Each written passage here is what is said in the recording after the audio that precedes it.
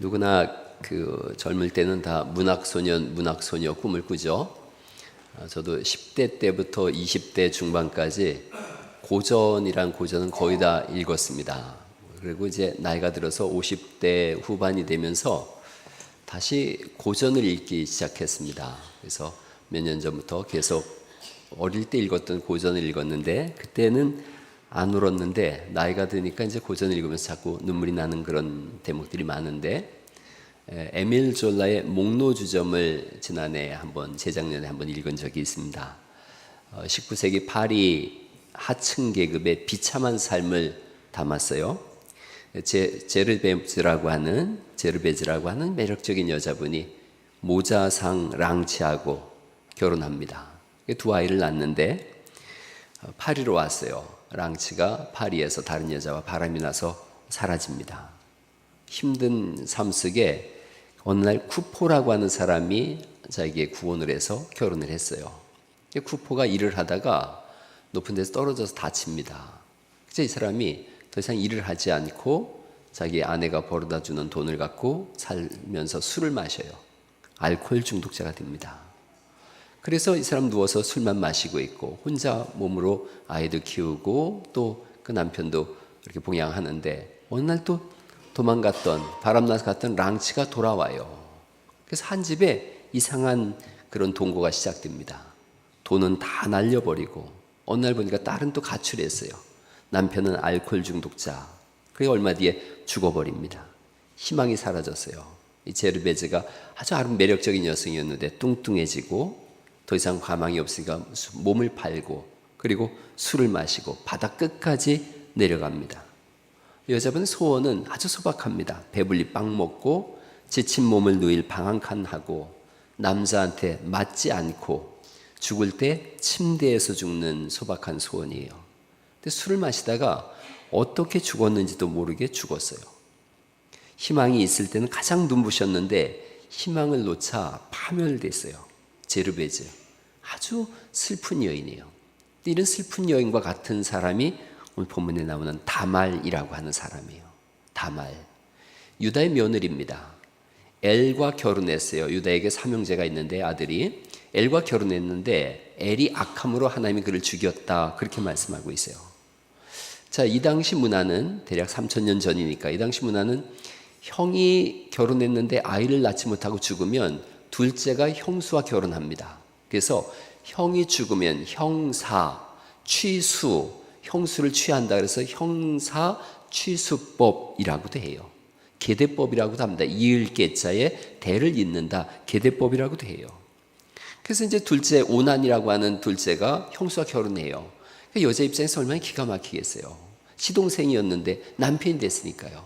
근데 이 오난도 되게 못됐어요. 그래서 자기가 애를 낳으면 그 형수에게 자기의 재산과 대를 이은 것들이 이어져 가니까 형수와 관계를 하다가 씨를 땅에다 버립니다.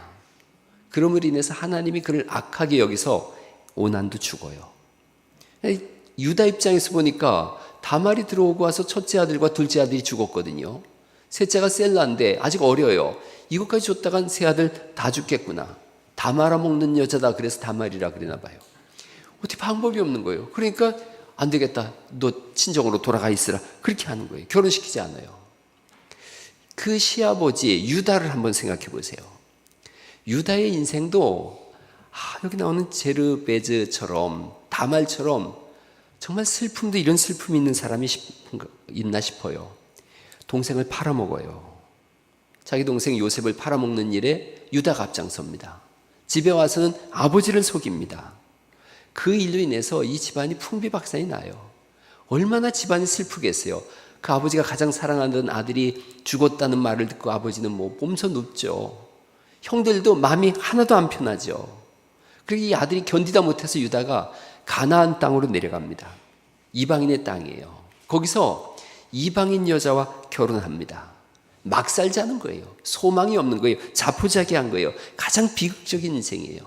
더 이상 내려갈 곳이 없이 여기가 끝이구나, 여기가 끝이구나. 그렇게 막 사는 인생인데 보니까 거기가 끝이 아니에요. 38장 12절 말씀에 보면 얼마 후에 이렇게 돼 있어요. 얼마 후에는 after a long time예요. 시간이 한참 지났던 뜻이에요. 자기 부인이 죽어요. 오랜 시간이 지나서 자기 부인 유다 부인이 죽어요. 셀라는 장성했어요. 근데 유다는 셀라를 자기 며느리 다말한테 줄 생각이 없어요. 시간이 좀 더 흘러서 양털 깎는 때가 왔어요. 이건 뭐 축제로 이어지는 그런 때거든요. 그런데 자기 며느리 다말이 시아버지가 딥낫 땅으로 올라왔다는 말을 들어요. 그래서 이 다말이 이상한 행동을 합니다. 과부가 입는 옷이 있어요. 그 옷을 벗고 얼굴을 너울로 가립니다. 세마포 같은 걸로 가리는 거예요. 창녀라는 뜻이에요. 옷을 갈아입고서 얼굴을 가리고 창녀인 척하면서 마을 어귀 창녀들이 서 있는 곳에 서 있습니다. 그런데 유다가 어디까지 내려가냐면 몸 파는 여자를 사는 데까지 내려가요. 그리고 자기 며느리인지 모르고 창녀라고 생각하고 동침하자 그럽니다. 제르베즈나 다말이나 유다나 슬픈 사람들이에요. 죽지 못해 사는 사람들이에요.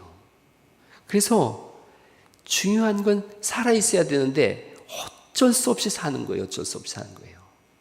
그래도 참 감사한 게 제르베즈하고 다른 점이 이분들은 죽지 않았어요. 스스로 목숨을 끊지 않습니다. 요즘 젊은 유명 배우들이 스스로 목숨을 끊었다는 소식을 들으면서 걱정이 있습니다. 베르테르 효과라는 말 듣지 않습니까? 괴테가 쓴 젊은 베르테르의 슬픔에서 베르테르가 죽었어요. 그러자 많은 사람들이 따라서 죽어요. 베르테르 효과예요. 1774년에 이렇게 젊은 베르테르의 슬픔이 출간된 이후로 자살하는 사람들이 막 급증했어요. 선망의 대상이자 자기가 좋아하는 사람이 죽으면 따라 죽습니다. 2008년에 최진실 씨가 자살했어요. 자살률이 10%가 급증했어요. 미국에서도 2014년에 로빈 윌리엄스가 자살했어요. 자살률이 10% 이상 증가했어요. 노무현 대통령이 죽었을 때도 자살률이 10% 증가했다 그래요. 소망이 없으니까 그렇게 느껴져요. 여러분 혹시 우리 중에서도 소망이 없고 바닥이다, 이제 그만 살아야 되겠다라는 분이 혹여 천에 하나 만에 하나라도 있다면 생명을 부지하고 사는 역사가 있기를 간절히 축원합니다. 살아야 그 다음 걸음을 걸어갈 수 있어요. 에스겔서 18장 32절에 있는 말씀인데 같이 한번 읽어보시죠. 시작. 주 여호와의 말씀이니라. 너희가 죽는 것을 내가 기뻐하지 아니하노니 너희는 돌이켜 살아라. 시편 118편 17절 말씀 한번 우리 크게 한번 읽어봅니다. 시작. 내가 죽지 않고 살아서 여호와께서 하시는 일을 선포하리로다. 살라고 하시는 하나님의 음성을 듣고 살아야 되는 거죠. 그런데 가장 큰 절망과 슬픔의 사람들이 어떻게 살게 됐는가 하는 거예요. 유다는 자기 며느리인지 모르고 동침을 합니다. 동침을 하려고 하니까 이 여자분이 얘기하는 거예요. 며느리가 화대를 달라고. 나와 잠을 자려면 화대를 달라고 그러는 거예요. 근데 지금 염소 새끼를 내가 아직 안 가져왔으니 내가 염소 새끼 좀 이따가 줄게. 담보물을 내놓으시오. 그러는 거예요. 그러니까 담보물을 주는데 도장과 끈과 지팡이를 줍니다. 도장은 이 사람의 신분을 얘기합니다. 끈은 허리끈은 이 당시엔 화폐처럼도 사용되어졌어요. 지팡이는 이 사람이 지도자라는 의미를 가지고 있어요. 그러니까 이 사람이 모든 걸 다 내놓으라는 거예요. 이걸 다 내줘요. 그리고 잠을 잡니다. 그리고 나서 아침에 일어나서 자기 친구한테 염소 새끼를 좀 주면서 찾아오라 그래요. 도장과 끈과 지팡이를 찾아오라 그래요.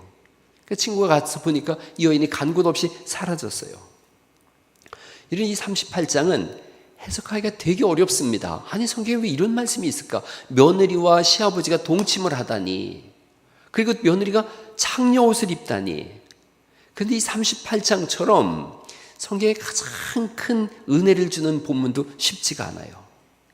다말을 어떻게 한번 해석할 것인가를 한번 생각해 보는 거예요. 다말, 과연 남자를 밝히는 음란한 여인인가?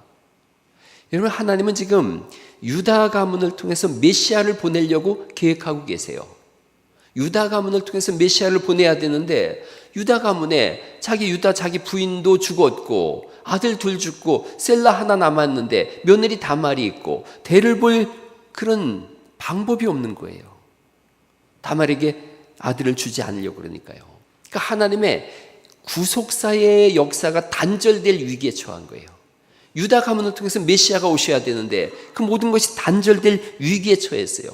다말 자신도 보면 지금 아들을 낳지 못하고 있어요. 그리고 과부긴 과부지만 아들이 있는데 그쪽 집에 나에게 주질 않아요. 불명예인 거예요. 자신의 명예도 땅에 떨어졌어요. 당시 문화에서 아들을 낳지 못함, 또 가문의 대가 끊어짐, 결혼할 대상이 있음에도 불구하고 그 집에서 나를 무시해서 그 아들을 주지 않음, 수치와 불명예의 한복판에 서 있는 거예요. 여기서 이 여자분이 자신의 운명을 개척해 나갑니다. 삶을 포기하지 않습니다. 이 당시에 과부가 만약에 애를 가지면 불로 태워 죽이는 그런 형벌이 있었어요. 다말이 그런데 이걸 감행해요. 생명을 걸고 이 행동을 합니다. 내가 죽으면 죽지. 그러고서 시아버지를 유혹하고 아이를 낳겠다고 합니다. 여러분, 유다와 다말의 결론이 있습니다. 3개월 뒤에 다말이 배가 불러오는 거예요. 그 사람들이 아니 저 과부가 배가 불렀어. 그 얘기를 시아버지 유다한테 알려주는 거예요. 유다가 그 말을 듣고 분노하는 거죠. 끌어내 불사르라. 저 못된 여자, 내 큰아들 엘과 둘째 아들 오난을 죽인 저 여자, 내 아들 다 잡아먹은 여자다. 우리나라에도 이런 생각을 하고 있었던 시대가 있었어요. 모든 어려움이 있을 때 여자 잘못이라고 그래요. 최근에 제가 그 아내랑 보면서 아주 눈물 흘린 드라마가 있어요. 폭삭 속았수다. 저 보셨어요? 저 기도들 하느라고 안 봤죠.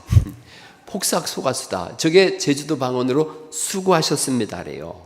근데 저기서 저 여자분의 엄마가 결혼했는데 남편이 일찍 죽어요. 그러니까 그 시어머니가 저 여자분 엄마한테 너 때문에 우리 아들이 일찍 죽었다. 너 우리 아들 잡아먹은 여자다. 그래요. 근데 이 여자분이 막 악이 받쳐가지고 이렇게 칩니다. 나 때문에 죽은 게 아니에요. 명이 짧아서 죽어가지고 내 인생까지 망쳤어요. 그리고 막 싸우는 거예요. 그걸 보면서 그 마음들이 얼마나 지옥 같을까. 서로가 막 고통스럽게 하고 그리고 막 저주를 하고 원망하고 죽일 듯이 소리를 지르는 거예요. 이게 유다가 똑같이 이렇게 하는 거예요. 악에 바친 거예요. 악에 바쳐가지고 지금 소리 지르는 거예요. 자기 자신을 보는 거예요. 동생도 팔아먹었지. 아버지도 속였지. 아내도 죽었지. 더 이상 잃을 것이 없는 사람, 통곡하고 싶은 사람. 그러니까 소리 지르는 거예요. 불살라 죽여라, 불살라 죽여라. 악에 바쳐 있는 거예요. 바닥까지 내려간 사람, 죄인의 공통점이 있어요. 타인의 죄에 대해서 그렇게 가열차요. 타인의 잘못에 대해서 그렇게 악다구니를 써요. 정의를 외치지만 친절하고 다정다감하고 사람을 품고 그렇게 해야 되는데 그렇지 못해요. 바닥까지 내려간 사람, 죄악으로 가득한 사람의 폼이 뭐냐? 한 놈만 걸려봐라. 아주 그냥 내가 끝을 볼 거다. 유다는 벼르고 사는 인생이더라고요. 그 속에 슬픔과 분노가 가득하고 죄책감으로 가득해서 벼르고 사는 사람이에요. 다말이 끌려 나왔죠. 끌려 나와가지고 사람들이 불사르겠다고 막 하는데 내놓은 게 있죠. 도장과 끈과 지팡이를 내놓으면서 이 물건의 임자로 말미암아 임신했습니다. 유다가 보니까 누구 거예요? 자기 거예요. 얼마나 기가 막히겠어요. 자신의 모든 치부가 감추고 싶었던 모든 게 백일화에 다 드러난 걸요. 얼마나 허탈하겠어요. 인생 밑바닥 떨어진 줄 알았더니 지하실이 있더라는 거예요. 이렇게 외쳐요. 그는 나보다 옳도다. She is more righteous than I. 나보다 의롭다. 이렇게 얘기를 하고 있어요. 그는 나보다 옳다. 그는 의롭다. 여기서 자신을 돌아봐요. 그리고 유다의 인생이 바뀝니다. 죄악으로 가득했던 인생, 한 줌 소망도 없고 죄책감으로 분노로 들끓었던 인생, 여기서 바뀌어요. 여러분, 유다에 대한 말씀은 더 이상 안 나오는 듯해요. 이 한 절도 다 끝난 줄 알았는데 이 일이 있고 나서 약 40년의 세월이 흐릅니다. 그리고 유다가 판 요셉이 이집트의 국무총리가 됐어요. 먹을 것이 떨어지니까 이집트로 내려갑니다.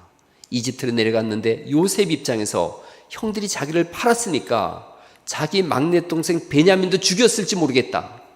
그래서 베냐민을 데려오라 그러고 베냐민 잔 속에 나중에 이제 창세기 그절 설교를 할 거예요. 은잔을 넣어놓고 그리고 베냐민을 볼모로 잡겠다고 해요. 형들이 어떻게 하는지 모르니까.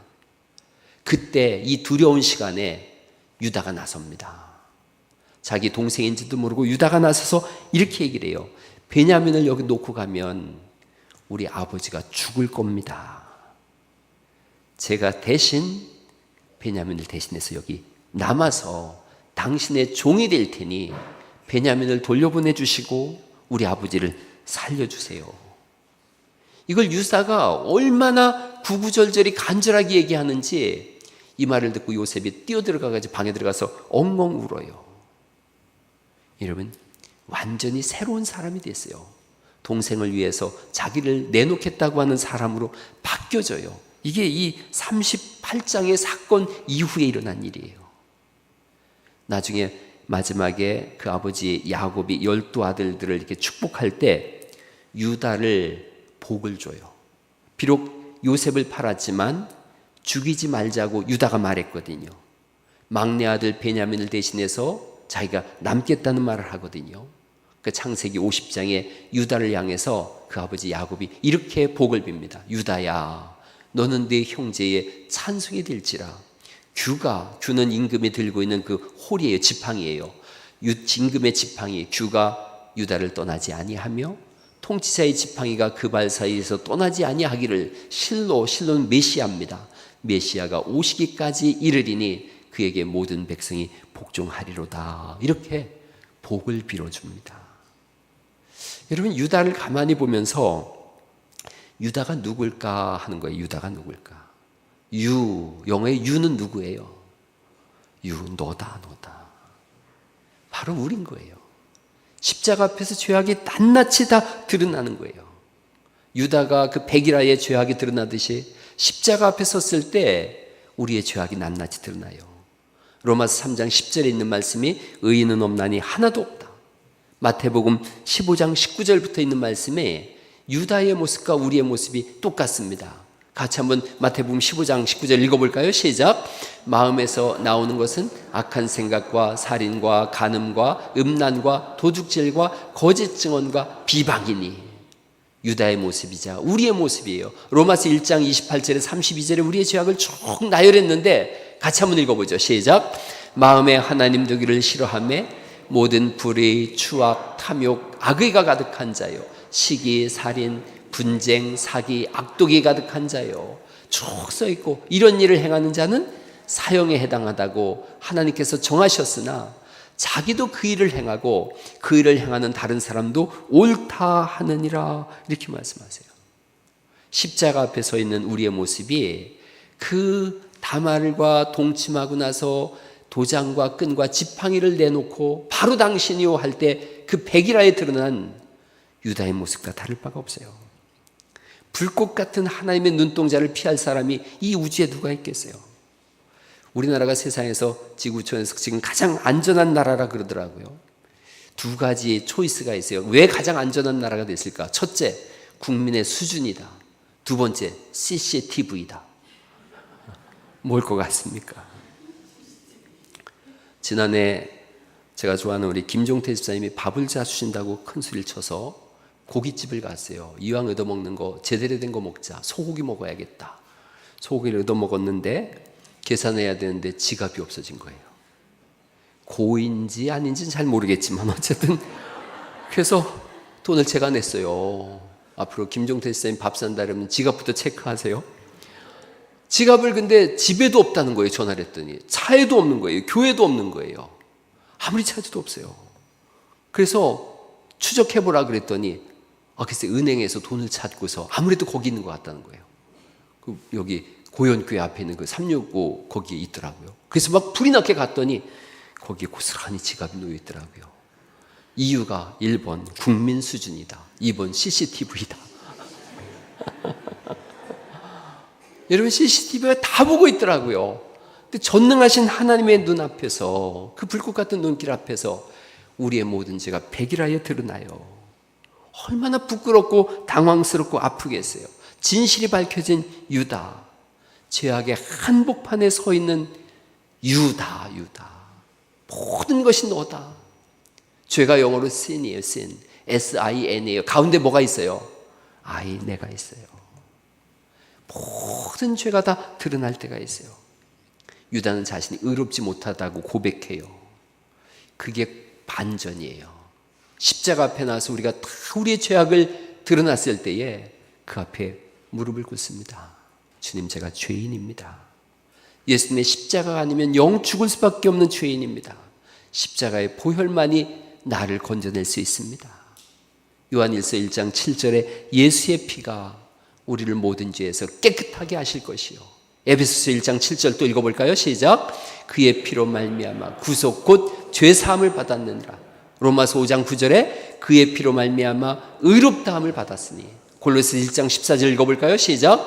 그 아들 안에서 우리가 구속 곧 죄사함을 얻었도다. 유다의 결말은 해피엔딩입니다. 다말을 보죠.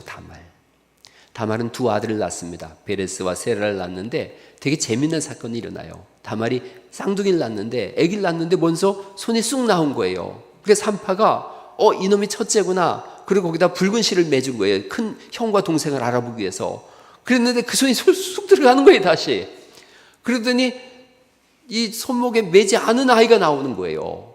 그러니까 두 번째 나왔으니 첫 번째에서 주먹이 먼저 나왔다고 그게 형이라고 세라라고 이름을 줬고요.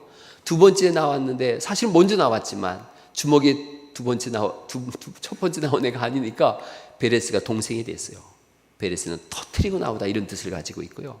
세라라는 건 붉은 줄을 맺었다 그래서 여명, 빛 이런 뜻을 가지고 있어요. 어쨌든 둘을 낳았어요. 그리고 다말에 대한 얘기도 여기서 끝납니다. 창세기 더 이상 다말이 나오질 않습니다. 한번 다말에 대해서 쭉 생각해 보면 나중에 이상한 말씀이 하나 나옵니다. 룻기가 있어요. 룻기. 사사기 다음에 룻기가 있죠. 가장 박복한 여인 중에 하나가 룻이에요. 남편이 죽었고 그리고 시어머니와 함께 이국 땅, 자기 땅에는 이국 땅이죠. 베들레헴에 살아요. 그러면서 이제 과부 둘이 살고 있는 거예요. 그러다가 여기도 역시 계대법에 따라서 보아스하고 결혼을 합니다. 다만 이 룻이 보아스와 결혼을 했는데, 그런데 결혼할 때 성문에 있던 장로와 백성들이 다 나와서 룻을 축복하는데 이렇게 축복합니다. 룻기서 4장 11절에 있는 말씀인데 성문에 있는 모든 백성과 장로들이 이르되 12절 말씀을 천천히 읽어보죠. 시작. 여호와께서 이 젊은 여자를 말미암아 네게 상속자를 주사 네 집이 다말이 유다에게 낳아준 베레스의 집과 같이 되게 하시기를 원하노라. 여러분, 이게 네 집이 다말이 유다에게서 낳은 베레스와 같기를 원하노라라는 것이 이스라엘의 속담이에요. 가장 결혼할 때 큰 축복을 빌어줄 때 유다와 다말이 베레스를 낳은 것 같은 집이 되기를 원한다라고 하는 축복을 빌어주는 거예요. 그러니 이 창세기 38장 이후로 다말은 나오지 않지만 이 여자의 일생은 베레스와 세레를 통해서 가장 행복한 인생을 살아요. 하나님이 이 생명을 무릅쓰고 하나님의 역사를 써나간 다말을 복을 주시는 거예요. 나중에 다말은 후에 신약 성경에 와서 예수님 족보의 조상이 되어져요. 다윗 왕의 조상이 되어져요. 당당히 예수님의 족보에 그 이름이 기록되어져요. 마태복음 1장 3절에 유다는 다말에게서 베레스와 세라를 낳고 이렇게 말씀하고 있어요. 하나님의 구속사를 이뤄가는 중심에 서요. 하나님이 다말을 돌아보신 거예요. 제르베르처럼 술 마시고 죽은 걸로 끝나지 않고 하나님이 그를 돌아보셨더니 그의 인생도 해피엔딩이 되어지고 하나님이 의롭다라고 위로하세요. 그래서 38장은 용서와 치유와 회복이 있는 거예요. 유다를 용서하시는 하나님, 그리고 회복을 얻은 유다, 다말을 의롭다 하시는 하나님, 다말을 행복으로 이끌어 가신 하나님. 적용을 해보면 하나님의 용서하심을 믿으시기 바랍니다. 하나님이 용서하시는 아버지세요. 여기 아버지라는 개념은 육신의 아버지가 자녀를 위하여 모든 것을 다 희생하는 것처럼 그 의미에서 차용해 왔어요. 하나님 아버지께서 우리의 모든 것을 채워주시는 아버지시다. 하나님의 용서하심을 믿으시고 하나님의 그 다음 걸음, 다음 스텝을 믿으시고 절대 어떤 상황에서도 죽지 마세요. 어떤 상황에서도 포기하지 마세요. 유다도 다말도 죽지 않았어요. 그러자 새 인생이 열렸어요. 오늘 십자가 앞에서 새롭게 인생을 선포하세요. 내가 다시 시작해보자. 오늘 다시 시작해보자. 정우승 시인이 쓴 좋은 날이라고 하는 시가 있어요. 제가 읽어볼게요. 슬퍼하지 마라. 누구에게나 좋은 날이 온다. 오늘 울어도 내일은 웃을 것이다. 힘들어도 견뎌라. 좋은 날은 반드시 온다. 좋은 날이 꼭 옵니다. 예수님 안에서 그 다음 걸음을 하나님이 이끌어 가시니 힘을 내시고 그 은혜를 누리는 역사가 있기를 간절히 축원합니다. 또 하나는요, 하나님 나라를 위해서 사십시오. 다말은 생명을 걸었어요. 불태워 죽인다는 걸 알고 있는데 생명을 걸어요. 수많은 조롱이 있었어요. 그를 향한 비난이 있었어요. 근데 이겨나가요. 그러자 그 족보를 통해서 다윗이 오게 되어지고 그 족보를 통해서 그리스도 예수님이 이 땅에 오게 되세요. 그러니까 지금 주를 위해서 하는 일이 이 다음에 어떤 역사를 이룰지는 아무도 몰라요. 지금 이해가 되지 않더라도 주를 위해서 열심히 헌신하세요. 주를 위해서 한번 살아보세요. 아프리카의 등불이라고 했던 리빙스톤이 있어요. 리빙스톤이 아프리카에서 죽을 고생을 하면서 헌신하니까 영국에 있던 동료들이 편지를 보냅니다. 우리가 자네를 위해서 도울 수 있는 몇 사람을 보내야겠네. 그런데 가는 길이 굉장히 위험하다고 하니 가장 좋은 길을 가르쳐주게 리빙스턴이 이렇게 답장을 썼습니다. 이곳까지 오는데 길이 있어야만 오겠다는 사람들이라면 의미가 없네. 나는 길이 없어도 오겠다는 사람을 원한다네. 길이 없어도 오겠다는 사람. 길이 없자 다말은 길을 찾거든요. 하나님 나라 위해서 여러분 길을 찾아보세요.